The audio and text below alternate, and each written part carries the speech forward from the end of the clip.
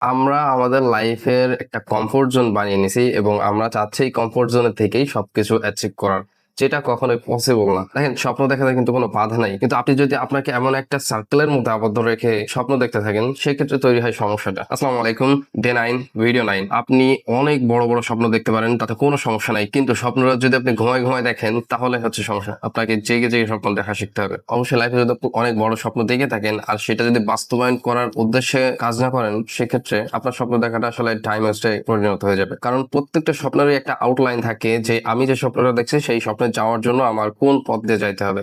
সেই জন্য অবশ্যই আপনাদের লাইফে অ্যাটলিস্ট ৩টা এমন এক্সট্রিমলি গোল লিখে রাখবেন, যেই ৩টা গোল লাইফের এন্ডের দিকে যে আপনার মনে হয় যেন যে এই ৩টা গোল যেন আমার লাইফের শেষে আমি দেখতে পাই, এবং এখন আপনি যে কাজটা করতেছেন সেইটার সাথে অ্যালাইন করে দেখবেন যে এই কাজটা আর আপনার যে এন্ড গোল এইটার লাইন অ্যালাইনমেন্ট আছে কিনা বা এক লাইনে আছে কিনা। যদি থাকে দেন কংগ্রাচুলেশন, জাস্ট কাজ করে যান। আর যদি না থাকে সেক্ষেত্রে অবশ্যই আপনি এখনো ঘুমায় ঘুমায় স্বপ্ন দেখতেছেন। আপনাকে ঘুম থেকে উঠতে হবে এবং প্রচুর পরিশ্রম করতে হবে, কারণ উইদাউট হার্ড ওয়ার্কিং এই দুনিয়ার বুকে অ্যাটলিস্ট কিছু পাওয়া সম্ভব না। আল্লাহ সুবহানাহু ওয়া তাআলা আমাদেরকে সেইভাবেই সিস্টেম তৈরি করে দিছে যে যত বেশি হার্ড ওয়ার্কিং করবে, আল্লাহর উপর তাওয়াক্কুল রেখে, সে তত বেশি সাকসেসের দিকে যাবে। এটাই স্বাভাবিক। যেমন দুনিয়াতে অনেক ধরনের উদাহরণ দিয়ে রাখছে আল্লাহ সুবহানাহু ওয়া তাআলা। আমরা শুধু একটু যদি চিন্তা করি, একটু যদি তাকায় দেখি, তাইলেই বুঝতে পারবো প্রত্যেকটা জিনিসের মধ্যে কিছু না কিছু উদাহরণ আছে।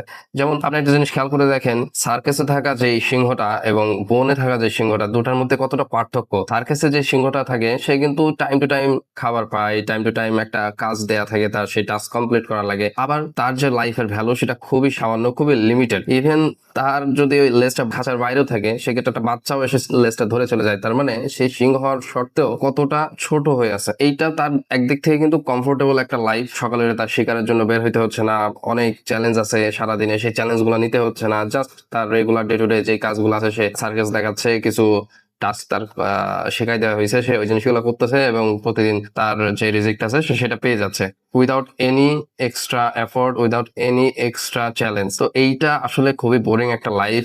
আর সে যদি ওই খাঁচার ভেতরে থেকে চিন্তা করে যে আমি বনের সেরা সিংহ হব, এটা আসলে বোকামি হবে তার জন্য। ঠিক সেইভাবে একটা জঙ্গলে থাকা যখন সিংহ দেখবেন, সে কিন্তু সকাল হলেই বের হয়ে যায় শিকারের জন্য, আর বাড়ি ফেরার আগ পর্যন্ত তার পুরো দিনটা যে চ্যালেঞ্জ থাকে সেটা খুবই চ্যালেঞ্জিং। সো এইটার মধ্যেই কিন্তু সে তার প্রকৃত যে লাইফ স্টাইল সেটা খুঁজে পায়, আর সিংহের যে ভারত্ব সেটা কিন্তু প্রকাশ পায়। এই জিনিসটা মূলত হচ্ছে কিন্তু হার্ড ওয়ার্কিং এর মাধ্যমে। এখন আপনি যদি কমফোর্টের মধ্যে থেকে দাবি করেন যে আমি এই বনের সেরা রাজা হব বা আমি এই জায়গার সেরা কিছু হব, বেস্টটা পাওয়ার আশা করি, এটা ভুল হবে। আপনাকে অবশ্যই চ্যালেঞ্জ নিতে হবে বনে থাকা সিংহের মতো, দেন আপনি সেরা রাজা হিসেবে গণ্য হবেন। অ্যান্ড এইটাই কিন্তু একটা লাইফের লেসন। হার্ড ওয়ার্কিং করাই লাগবে, সে বনের পশু হোক কিংবা শহরের মানুষ। আপনি যত বেশি হার্ড ওয়ার্কিং করবেন, তত বেশি আপনার গোলের দিকে পৌঁছাইতে পারবেন। ঠিক তেমনি বনের সিংহটা সার্ভাইভ করে, পরিশ্রম করে, এন্ড অফ দ্য ডে সে কিন্তু বনের রাজা হয়ে থাকে। তো আপনার যে গোলগুলো আছে, অবশ্যই দেখবেন যে আপনার লাইফের যে এন্ড গোল আছে সেইগুলোর সাথে আপনার লাইফের বর্তমান স্টাইল, চলাফেরা, চাওয়া পাওয়া ঠিক আছে কিনা। তাহলে ইনশাল্লাহ দিন শেষে রিগ্রেট ফিল হবে না নিজের লাইফ নিয়ে। আর সার্কেসের সিংহের মতো 100 বছর বাঁচার থেকে বনের সিংহের মতো 30 বছর বাঁচা অনেক বেশি স্যাটিসফাইং, কারণ এখানে আমরা সারা জীবন থাকতে আসিনি, আমাদের ওপারে যেতে হবে। আমরা বেশ কিছু উদ্দেশ্য নিয়ে আসছি, সেটা কমপ্লিট করে যাব। That's it. So keep push yourself, do more hard working. ইনশাল্লাহ দেখা হবে নেক্সট ভিডিওতে। এমন সব ভিডিও পেতে আমার সাথে থাকুন। আসসালামু আলাইকুম।